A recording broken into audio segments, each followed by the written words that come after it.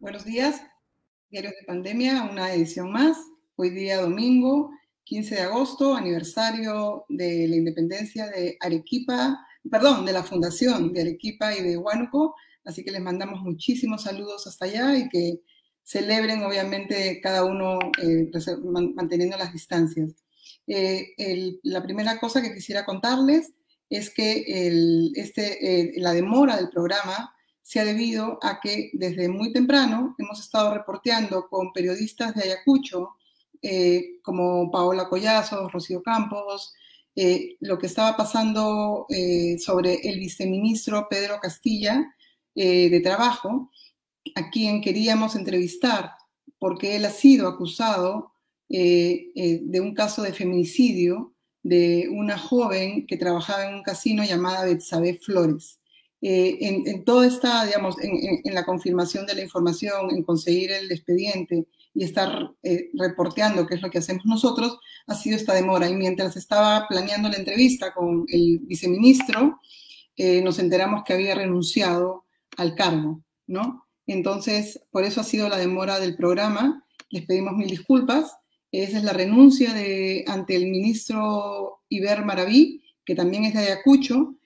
Pedro Castilla es decano del Colegio de Abogados de Ayacucho, y de allí, bueno, viene digamos, que se conocen. Acaba de renunciar en este momento mientras estábamos haciendo la producción del programa, y por eso ha sido la demora de hoy. Entonces, por eso quisiéramos pedirles disculpas. He quedado con el ahora ya ex viceministro de Trabajo en una entrevista a las 12 del día. Ya, digamos, en eso hemos quedado para conversar sobre este caso, y por eso es que tengo aquí la renuncia de Pedro Castilla, quien tuvo un caso de una acusación de feminicidio, en la cual la familia ha optado por no conversar. He hablado con ellos ahora también temprano, pero, digamos, el caso está ahí, el expediente lo he leído completo, el expediente judicial, y, bueno, esto realmente sí dispara muchas alarmas, digamos, para un país en el cual la violencia contra la mujer no puede ir más allá, digamos, tiene que detenerse en general, pero que escale a cargos más altos es de preocupar. Bueno, esa es la renuncia, y con lo que queríamos comenzar el programa era con lo que ha salido en el diario El Comercio, que es la encuesta Ipsos, que se toma siempre que entra un presidente en el poder, que se toma siempre en la primera quincena, en la cual podemos ver que el 38% de peruanos aprueba a Pedro Castillo, y el 45% de peruanos lo desaprueba. Históricamente, esta encuesta se tomó cuando entró Alejandro Toledo, Alan García, Ollanta Humala, Kuczynski, Martín Vizcarra y el presidente Sagasti. Normalmente, el presidente tiene más aprobación que desaprobación, porque hay una luna de miel, porque, digamos, hay mucha esperanza en este caso, pero en este caso no ha pasado. Y otra de las cosas, pero sí hay una diferencia entre cómo lo aprueban o lo desaprueban comparado Lima con el interior del país, ¿no? Y allí sí es un desagregado mucho más, donde hay más aprobación al presidente Castillo que desaprobación.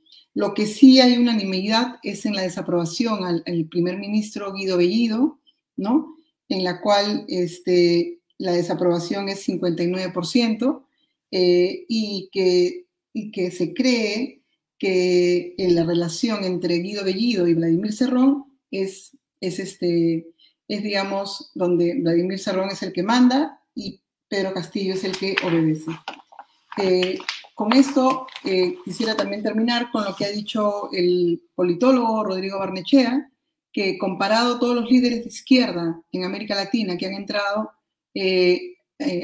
al poder, vemos la clara diferencia entre Chávez, que entró con una aprobación de 91.9%, Evo Morales, 79%, Rafael Correa con 71%, y Castillo con 38%. O sea, según Rodrigo Barnechea, Castillo tiene un mandato mucho más débil, sin Congreso y sin pueblo.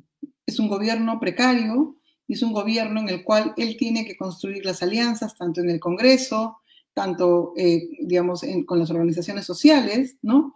Pero a su vez tomar decisiones que hagan que la gente apruebe, digamos, apruebe las decisiones que toma al escoger sus gabinetes. Y aquí, digamos, queda claro que Guido Bellido no ha sumado para hacer un gabinete de consenso, un gabinete en el cual el centro, que ahorita en este momento está aplastado por la ultraderecha y la ultraizquierda, no está. Y yo creo que eso haría que su base social crezca más allá de lo que estamos hablando. Para conversar sobre eso y muchas cosas más, tenemos aquí a la ex presidenta del Congreso, Mirta Vázquez, a quien le agradecemos la paciencia por ese tráfago con el cual hemos empezado el programa, por lo que siempre nos pasa a los periodistas, ¿no? Sobre todo los periodistas que hacemos cuatro cosas a la vez siempre. Bienvenida, Mirta Vázquez, muchísimas gracias por estar con nosotros. Y mi primera pregunta es sobre este caso, ¿no? Tener a un viceministro de Trabajo acusado de feminicidio, digamos, ¿qué le suscita? ¿Qué opina sobre ese tema?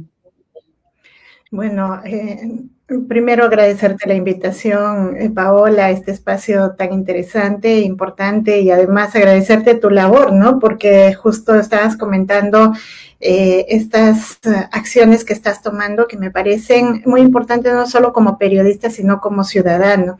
La violencia de género es una cosa absolutamente naturalizada en países como el nuestro, y hay que decirlo así. Hasta hace algunos años se tenía los temas de violencia como algo que tenían que suceder siempre, ¿no? Como propio incluso de las parejas, etcétera, nadie cuestionaba, pero ahora, fíjate, es interesante porque ahora creo que sí es un signo de avance el hecho de que la gente cuestione por una cosa de esta naturaleza, ¿no?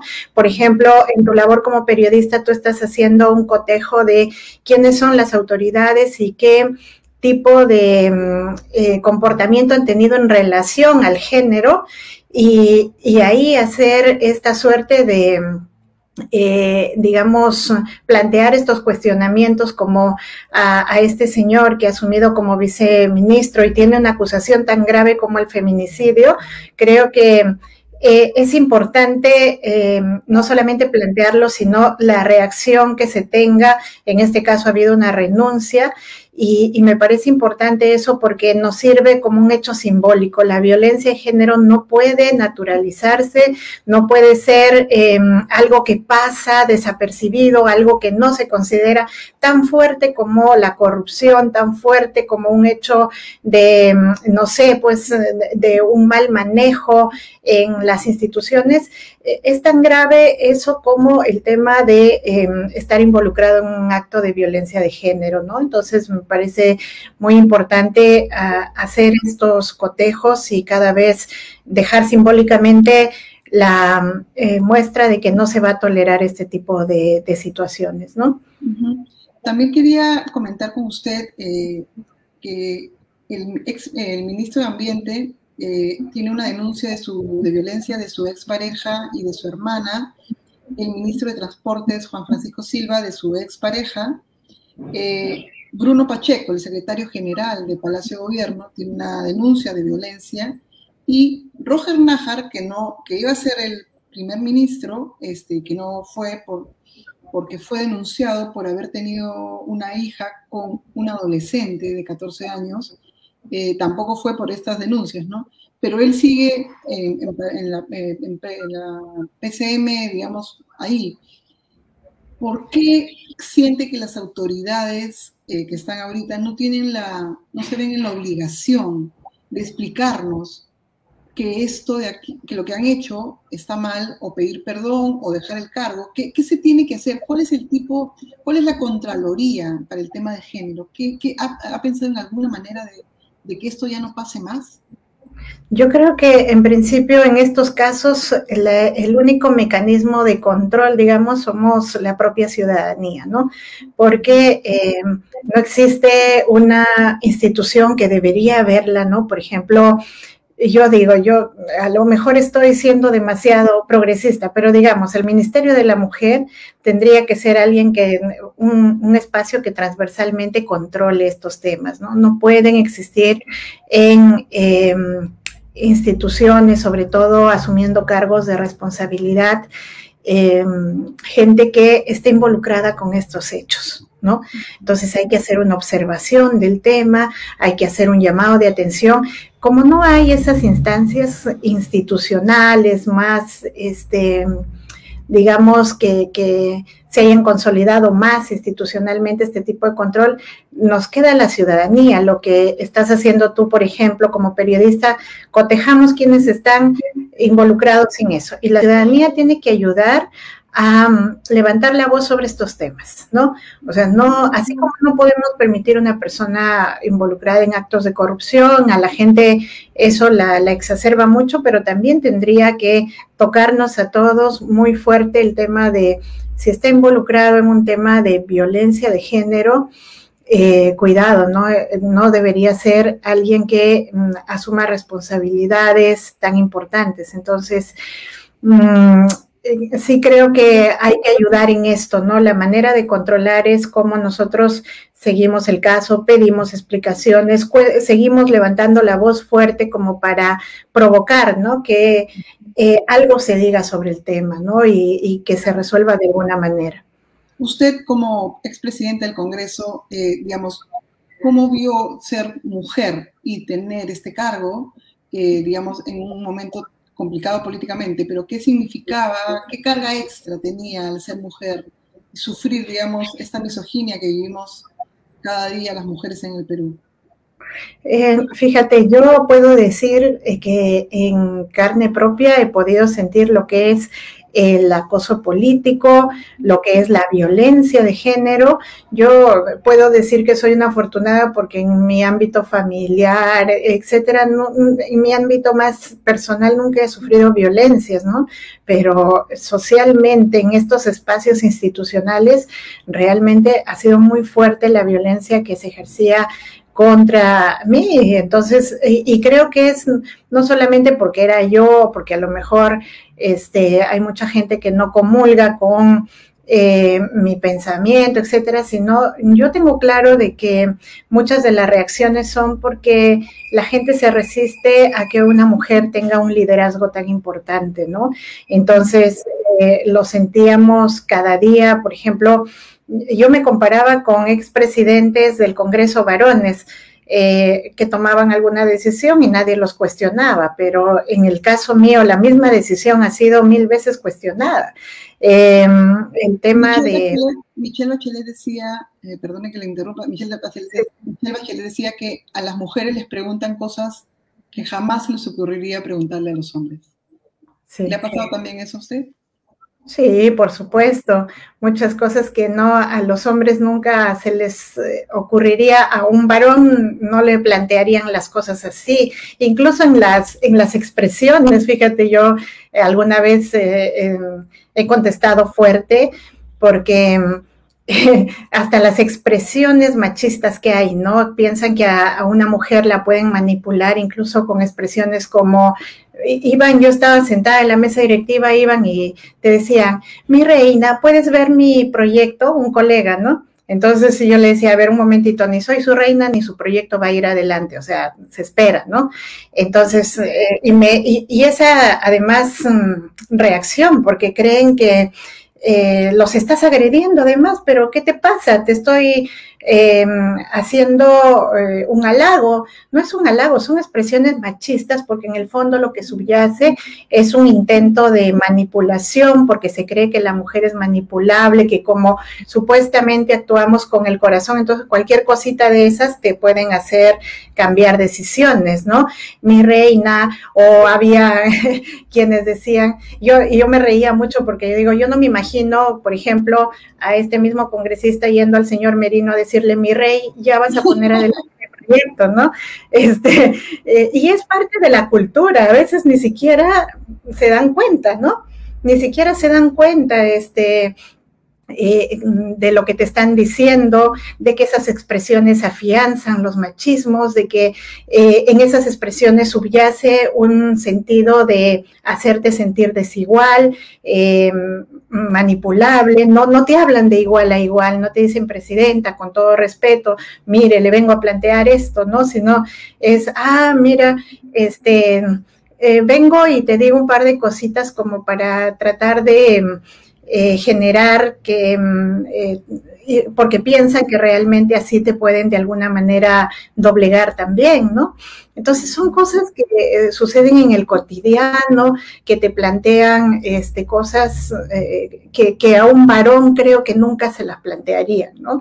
Entonces, sí creo que hay que procesar mucho, hablar mucho sobre el tema, porque parte de luchar contra las violencias es transformar esta cultura patriarcal, machista, misógina que tenemos y que está tan fuerte en las raíces, ¿no?, de la población. Claro, y en ese sentido quisiera poner quisiera poner parte de la entrevista que ha hecho Alonso Ramos a Vladimir Cerrón, donde Vladimir Cerrón habla de algo de lo que es actual, de cómo se toman las decisiones en Perú Libre y el gobierno.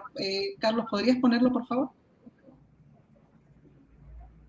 Es Vladimir Cerrón diciendo cómo se toman las decisiones en Perú Libre, y todas las personas que están, digamos, que están en ese comando o buró, qué sé yo, son hombres, ¿no? Según Vladimir Cerrón, las decisiones se toman con Roger Nájar, Guido Bellido, que es el primer ministro, y el invitado Guillermo Bermejo. 4 hombres definen ahora actualmente las políticas de Perú Libre, que es el partido oficialista donde Pedro Castillo es el presidente.